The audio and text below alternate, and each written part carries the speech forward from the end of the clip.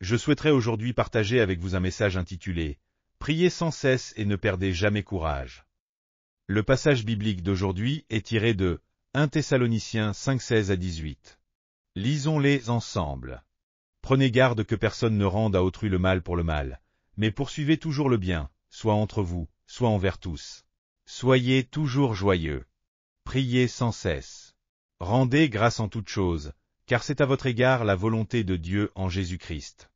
La Bible nous dit de prier constamment et de ne pas nous décourager, car c'est en priant sans cesse que nous pouvons faire bouger la main de Dieu.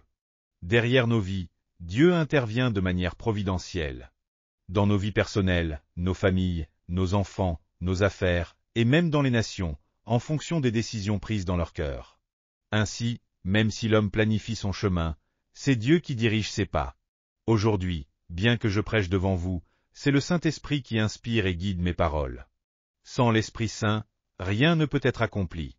C'est pourquoi le pasteur M. Bound a dit « Seul le Seigneur peut déplacer les montagnes, mais par la foi et la prière, nous pouvons déplacer la main du Seigneur. » Le Seigneur déplace les montagnes, mais c'est notre prière qui peut faire bouger la main du Seigneur. Dans la Bible, lorsque le peuple d'Israël combattait contre Amalek, bien que Josué ait organisé une armée pour mener la bataille. Tant que Moïse levait les mains, Israël gagnait. Mais lorsqu'il les baissait à cause de la fatigue, le peuple d'Israël perdait. Ainsi, Aaron et Hur soutinrent chacun un bras de Moïse jusqu'à la fin de la bataille, et Israël obtint la victoire. Cela démontre clairement que la victoire ne vient pas seulement de la force humaine. Tout d'abord, parlons d'un Dieu qui répond.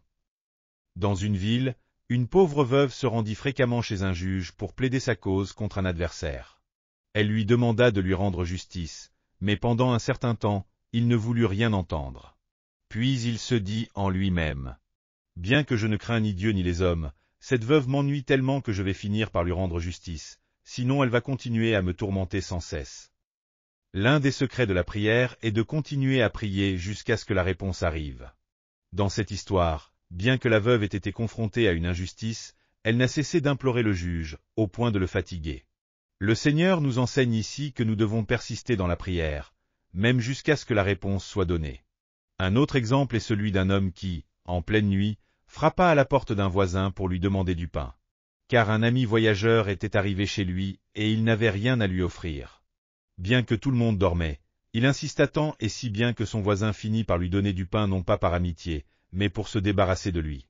Le Seigneur nous enseigne ici que pour que nos prières soient exaucées, nous devons persévérer, même si cela peut sembler déranger.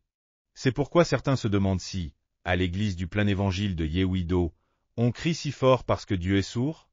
Non, Dieu n'est pas sourd, mais il aime entendre ceux qui prient avec ferveur et persistance. Si nous mettons toute notre âme et tout notre être dans nos prières, Dieu voit notre sincérité et répond à nos besoins. Le Seigneur dit, écoutez ce que dit le juge injuste. Et Dieu ne ferait-il pas justice à ses élus qui crient à lui jour et nuit? Tardera-t-il à les secourir? Je vous le dis, il leur fera promptement justice. Mais quand le Fils de l'homme viendra, trouvera-t-il la foi sur la terre? Le monde devient de plus en plus dur, et il devient de plus en plus rare de trouver des personnes qui persévèrent dans la foi. Si donc vous, qui êtes mauvais, savez donner de bonnes choses à vos enfants, combien plus votre Père céleste donnera-t-il de bonnes choses à ceux qui le lui demandent? 7-10 വരെ. Et encore, lui qui n'a pas épargné son propre Fils, mais l'a livré pour nous tous, comment ne nous donnera-t-il pas aussi tout avec lui? Romains 8:32. Bien qu'il y ait des prières qui obtiennent des réponses rapides, il y en a beaucoup qui nécessitent de la persévérance. Si la réponse tarde, il ne faut pas se décourager, mais au contraire se relever et continuer à prier. La prière demande parfois de la patience. La prière est semblable à une mère qui porte un enfant. Pour connaître la joie de rencontrer son enfant, il faut attendre 9 mois, en caressant l'enfant qui joue dans le ventre et en patientant. Il en va de même pour la prière.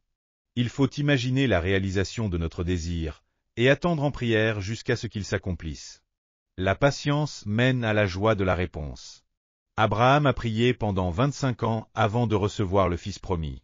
Joseph a attendu de nombreuses années avant que le rêve donné par Dieu ne se réalise. Moïse a gardé les moutons pendant 40 ans avant de devenir le chef de l'Exode, et David a passé 10 ans dans le désert avant de devenir roi d'Israël. Ils ont tous persévéré dans la prière et ont vu leurs rêves se réaliser. Jacques 1,4 nous dit « Que la patience accomplisse parfaitement son œuvre, afin que vous soyez parfaits et complets, ne manquant de rien. » Le temps d'attente n'est pas inutile. Dieu nous perfectionne durant cette période. Deuxièmement, je voudrais parler des diverses épreuves de la vie. Les épreuves font partie de la vie. Dans Job 5,7, il est écrit « L'homme naît pour souffrir, tout comme les étincelles volent vers le ciel. » Aucune personne n'échappe à la souffrance. Que l'on soit riche ou puissant, la vie est accompagnée d'épreuves. J'ai remarqué que les grands pasteurs qui ont eu un ministère florissant à travers le monde, et qui ont dirigé des églises de plus de 10 000 membres ont presque tous traversé des moments difficiles avant leur mort. L'apôtre Paul, un grand serviteur de Dieu, a subi des naufrages, des attaques de brigands et même été mordu par un serpent. Servir Dieu ne garantit pas une vie sans difficulté. Jésus lui-même a testé ses disciples. Lorsqu'une grande foule s'était rassemblée, Jésus demanda à Philippe, « Où pourrions-nous acheter du pain pour nourrir toute cette foule ?» Mais il posait cette question pour le mettre à l'épreuve, car il savait déjà ce qu'il allait faire. Philippe répondit qu'il n'y avait pas assez d'argent, et André apporta un enfant avec 5 pains d'orge et 2 poissons. Tous deux regardaient les circonstances terrestres pour résoudre le problème. Il y a ceux qui regardent la terre et ceux qui regardent le ciel. Ceux qui regardent uniquement la terre se découragent. Mais ceux qui lèvent les yeux vers le ciel voient les miracles et la providence de Dieu. Jacques 1,2-3 dit, « Mes frères, regardez comme un sujet de joie complète les diverses épreuves auxquelles vous pouvez être exposés, sachant que l'épreuve de votre foi produit la patience. » Non seulement Dieu nous teste, mais Satan aussi. Adam et Ève sont tombés dans le piège de Satan par la convoitise, désobéissant à Dieu. Même Jésus a été tenté par Satan dans le désert après avoir jeûné pendant 40 jours. Satan tenta Jésus de transformer des pierres en pain. Mais Jésus répondit, « L'homme ne vivra pas de pain seulement, mais de toute parole qui sort de la bouche de Dieu. » Ensuite, Satan demanda à Jésus de sauter du sommet du temple, promettant que les anges le protégeraient. Mais Jésus répondit, « Tu ne tenteras point le Seigneur, ton Dieu. » Enfin, Satan offrit à Jésus tous les royaumes du monde en échange de son adoration. Mais Jésus répondit, « Retire-toi, Satan, car il est écrit, tu adoreras le Seigneur, ton Dieu, et tu le serviras lui seul. » Durant notre vie, Dieu nous teste et Satan nous tente.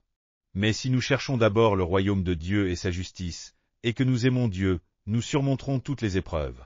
Il existe 2 attitudes face aux épreuves. L'une est de comprendre que les épreuves sont inévitables.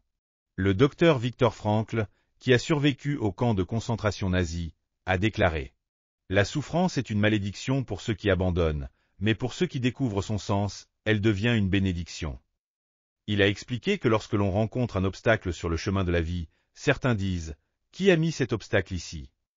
Tandis que d'autres disent « Je suis heureux d'avoir une pierre sur laquelle je peux poser le pied. » La même pierre est soit un obstacle, soit un tremplin, selon notre attitude. Si nous faisons face à des circonstances difficiles, nous devons voir ces circonstances comme des tremplins. Par la prière, ce qui est un obstacle peut devenir un tremplin, car Dieu œuvre en toutes choses pour le bien de ceux qu'il aime. Des recherches menées par la psychologue Kelly McGonigal sur 30 000 personnes pendant 8 ans ont révélé un résultat intéressant. Les personnes qui ont vécu des niveaux élevés de stress ont un risque de mortalité plus élevé, mais seulement si elles croient que le stress est mauvais pour leur santé. Celles qui ne croyaient pas que le stress était mauvais pour elles ont vécu plus longtemps. Ce que nous pensons du stress affecte donc notre santé. Le stress peut nous affaiblir si nous croyons qu'il est nuisible, mais il peut nous fortifier si nous le voyons comme un moyen de devenir plus fort. Répétons ensemble, même si le stress vient, si Dieu est avec moi, tout ira bien. Enfin, priez toujours et ne vous découragez pas. Nous devons prier constamment, nous attendre à l'aide de Dieu, et lui remettre nos fardeaux pour recevoir son secours. Il ne faut pas se décourager, car même si je marche dans la vallée de l'ombre de la mort, je ne crains aucun mal. Car tu es avec moi, ta houlette et ton bâton me rassurent. Psalm 23:4. Ne nous lassons pas de faire le bien, car nous moissonnerons au temps convenable, si nous ne nous relâchons pas. Galates 6:9. Dieu permet les épreuves pour notre bien. L'historien Arnold Toynbee a dit que les civilisations humaines sont le résultat non pas du confort, mais des épreuves et des adversités.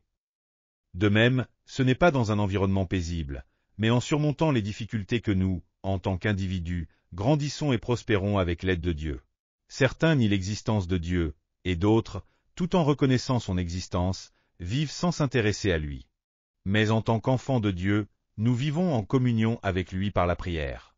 Lorsque nous levons les mains dans la prière, Dieu nous dit, « Ne crains rien, car je suis avec toi. Ne promène pas des regards inquiets, car je suis ton Dieu, je te fortifie, je viens à ton secours, je te soutiens de ma droite triomphante. » Isaiah 41:10. Nous, qui croyons en Jésus, devons vivre avec joie dans nos cœurs. Un cœur joyeux est un bon remède, mais un esprit abattu dessèche les os. Proverbs 17:22. L'inquiétude et l'angoisse détruisent notre corps et notre esprit. Un arbre qui survit au froid de l'hiver et à la chaleur de l'été, qui résiste à la foudre pendant des centaines d'années, peut encore tomber à cause d'un petit insecte. De même, notre vie peut être rongée par des insectes invisibles tels que l'inquiétude et l'angoisse. Comment pouvons-nous gérer ces inquiétudes? La meilleure solution est de les remettre à Dieu par la prière. Philippiens 4:6-7 nous dit, « Ne vous inquiétez de rien, mais en toute chose faites connaître vos besoins à Dieu par des prières et des supplications, avec des actions de grâce. Et la paix de Dieu, qui surpasse toute intelligence, gardera vos cœurs et vos pensées en Jésus-Christ. » Et dans 1 Pierre 5:7, il est écrit, « Déchargez-vous sur lui de tous vos soucis, car lui-même prend soin de vous. » Par la prière, nous confions nos soucis à Dieu, et il prend soin de nous, nous tenant par la main tout au long de notre vie. Notre monde intérieur est très mystérieux. Lorsque le diable inonde nos pensées de négativité, nous nous sentons misérables, malheureux et abattus. Mais lorsque nous regardons vers la croix de Jésus, son sang nous purifie, chasse le diable et nous apporte bonheur et espoir. Même face à une grande épreuve, il ne faut jamais dire « c'est fini pour moi ». En tant que croyants en Jésus, nous ne devrions jamais dire « c'est trop tard ». Il nous reste toujours la prière. Tant que nous pouvons prier, tout n'est pas perdu. La prière ouvre des solutions, et Dieu nous montre une voie à suivre. Dieu nous dit, il n'est pas trop tard. Accrochons-nous donc à cette promesse et prions avec courage. Prions ensemble. Dieu d'amour et de grâce, nous confessons que, bien que de nombreuses difficultés et épreuves puissent se présenter à nous, nous savons que si tu es avec nous, nous pouvons tout surmonter. Au nom de Jésus, nous prions. Amen. Alléluia. Je crois que vous avez reçu beaucoup de grâce. Au nom du Seigneur, je vous bénis afin que vous vous armiez davantage de la parole de Dieu et que vous meniez une vie victorieuse dans ce monde. Si vous avez aimé cette vidéo, n'oubliez pas de vous abonner à la chaîne, d'activer les notifications et de cliquer sur le bouton j'aime. Nous nous retrouverons dans d'autres vidéos pleines de grâce. Dieu vous bénisse abondamment.